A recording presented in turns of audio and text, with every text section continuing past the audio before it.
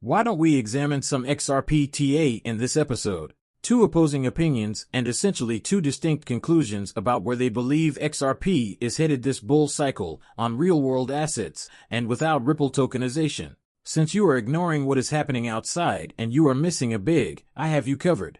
Let us now get straight into this Bitcoin, which is worth $98,964. Right now, it's up 11.53%, and Ethereum is trading at $2,805. Now up 22.35%, XRP is trading at $2.66, while USDT and USDC are both trading at their dollar pegs. The total market value of cryptocurrencies is $3,251 billion.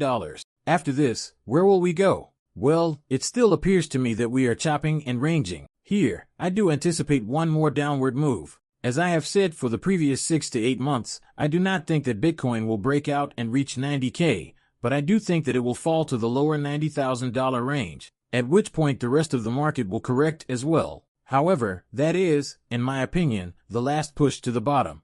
It isn't even a dip or a correction. There will only be a slight shift to the negative. Nothing significant or unusual. In the first video, we discussed the XRP warning. Might return to the $2.60 to $2.30 level, but those prices won't be around for long. I would advise starting to get targets, locking them in an anime, and evaluating where you are satisfied before doing a little DCA and cryptocurrency like I recently launched a $150,000 Bitcoin short if you were seeking to accumulate. This is the only way to pump Bitcoin, he says. If everyone is talking adversely about it, then everyone believes that it will go south. We are aware that it does the exact opposite. It moves in the right direction. The ideal illustration, for instance, what do we always see on Twitter? Everyone seems so optimistic about cryptocurrency, don't they?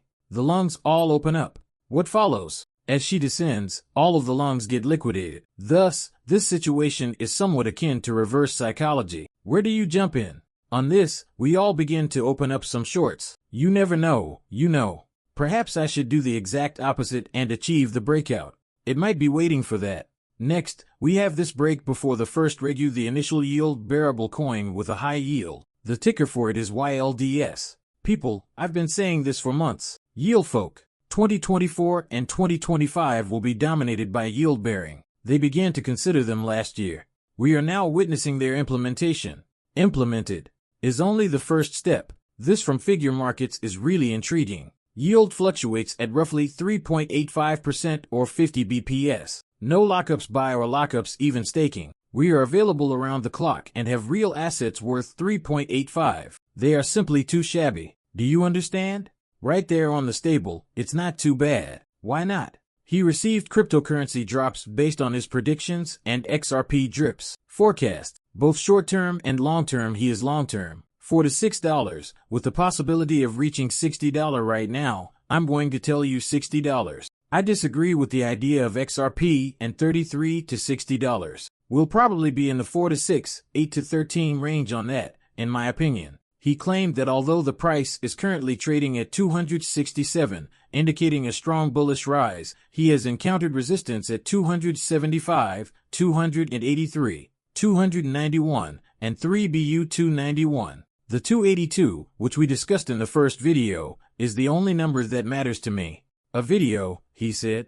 The next Fibonacci extension objective, which is located at 1.414 and 1.61H, or 1.61H, which is between $4.30 and $6.40, might be reached if the price closes above $3. Your upside targets are between the top 30 and $6 million, he said. We'll pinpoint the next major resistance zone at $4.30. The intriguing thing about all of this is that they have no idea how we know the situation up there because we have never been there. I'm not sure what resistance zones exist there because we've never seen a $4 XRP. I have no idea. We don't have any data, so it sits up there. We are unable to guess if there is no data. We're not sure. We don't know where it will sit and then where your long-term goals will be. The long-term goals have arrived to just a three-phase parabolic arc formation, yellow, green. I'll take $20 if you go to $33. Simply allow it to occur. Let it be a brief explosion that is completely parabolic. No chop. There are no explosions where we go, and we range for a while. Keith Upside posted his video last night after you made the move to the upside. This is what he did tonight. This one was posted on Twitter. He discusses the direction he thinks XRP is taking. Come on, let's go laughing. It's intentionally faded, yet you can hardly see it. The fractal is right there, but people get caught up in this and believe it's the way. We are there, I believe. This is taking place. A variation of it.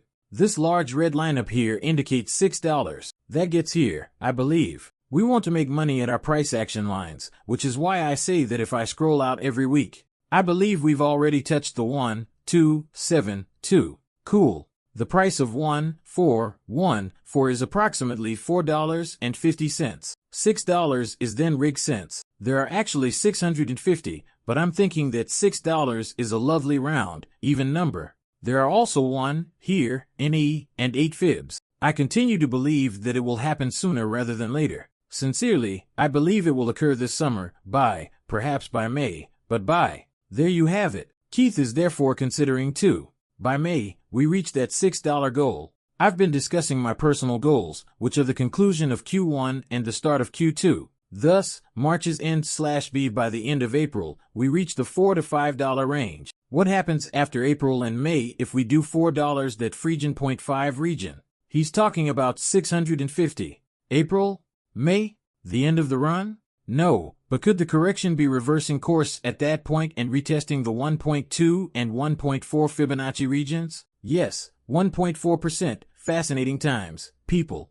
I'm telling you that this move on XRP is coming up soon, but I believe that to maximize market dread, they should first send it down one more time. Thus, this Joel market is created. Tokenizing real-world assets will be the next big thing, especially on blockchains, and the market for real estate tokenization will be worth trillions of dollars. Don't talk about this, listen to the blockchains. Why there is such a significant Ando collaboration here. A person most likely doesn't grasp something if they can't explain it in 60 seconds, in my opinion. This is Crypto in Schwartz E, and my name is David Schwartz. Tokenization can improve Minute Yancey by removing some of the issues related to ownership and asset transfer.